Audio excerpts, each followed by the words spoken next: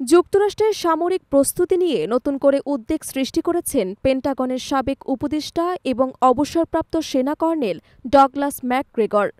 সামাজিক যোগাযোগ মাধ্যম এক্সে এক পোস্টে তিনি বলেন, যুক্তরাষ্ট্র যদি উচ্চমাত্রার কোনো যুদ্ধে জড়িয়ে পড়ে তাহলে দেশটির ক্ষেপণাস্ত্র মজুত মাত্র ৮ দিনেই ফুরিয়ে যেতে পারে।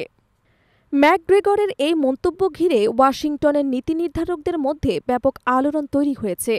তিনি দাবি করেছেন, যুক্তরাষ্ট্রের আক্রমণাত্মক এবং প্রতিরক্ষামূলক ক্ষেপণাস্ত্রের ভাণ্ডার বর্তমানে অত্যন্ত সীমিত, যা জাতীয় নিরাপত্তার জন্য হুমকি তৈরি করতে পারে।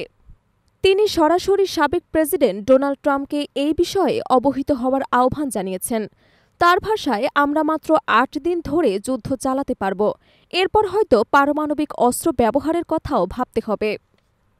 বিশ্লেষকদের মতে, ইউক্রেন যুদ্ধ শুরুর পর থেকেই যুক্তরাষ্ট্র বিপুল পরিমাণে Javelin anti tank missile, Stinger man portable air defence system, artillery shell এবং অন্যান্য অস্ত্র সরবরাহ করে এসেছে। এই সরবরাহ ন্যাটোর সামরিক সহায়তা কর্মসূচির অংশ হলেও এর প্রভাব পড়েছে যুক্তরাষ্ট্রের অভ্যন্তরীণ প্রতিরক্ষা সক্ষমতার ওপর। ম্যাকগ্রেগর বলেন, বিদেশে অতিরিক্ত সরবরাহের কারণে যুক্তরাষ্ট্রের নিজস্ব স্ট্র্যাটেজিক রিজার্ভ ভয়াবহভাবে ক্ষতিগ্রস্ত হচ্ছে। অস্ত্র এবং ক্ষেপণাস্ত্র মজুতের ঘাটতি এখন আর গুজব নয়, বরং বাস্তবতা। প্রতিরক্ষা বিশ্লেষকরা মনে করছেন, যুক্তরাষ্ট্রের অস্ত্রশিল্প বর্তমানে উৎপাদনে ধীরগতি, প্রযুক্তিগত সীমাবদ্ধতা এবং কাঁচামাল সরবরাহ ঘাটতির কারণে যুদ্ধের জন্য দীর্ঘমেয়াদী প্রস্তুতি নিতে পারছে না। এছাড়া দক্ষ মানব সম্পদের অভাব এবং পরীক্ষাগার সক্ষমতার সীমাবদ্ধতা পরিস্থিতিকে আরও জটিল করে তুলেছে।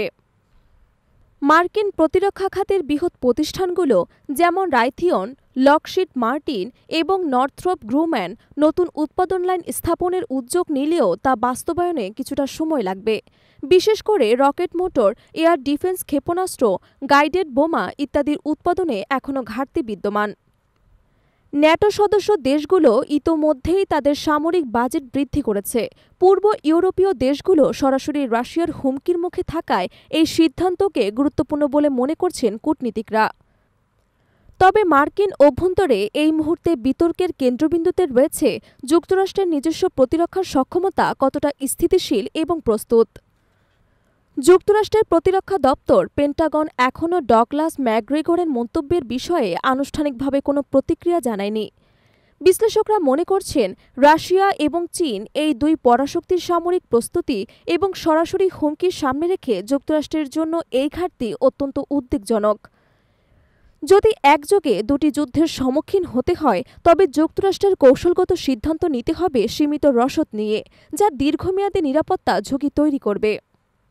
ডগলাস ম্যাকগ্রেগরের বক্তব্য হয়তো অনেকের কাছে অতি রঞ্জিত মনে হতে পারে, তবে বিগত এক দশকে বিশ্বে যে ধরনের সামরিক জোট এবং সংঘাতের চিত্র দেখা যাচ্ছে, সেখানে রসদের ঘাটতি আর নীতিগত দ্বিধা বড় হুমকি হয়ে দাঁড়াতে পারে। এখন দেখার বিষয় হল যুক্তরাষ্ট্র কিভাবে এই ঘাটতি পূরণে, উৎপাদন বাড়াতে এবং মজুত শক্তিশালী করতে দ্রুত পদক্ষেপ নেয়।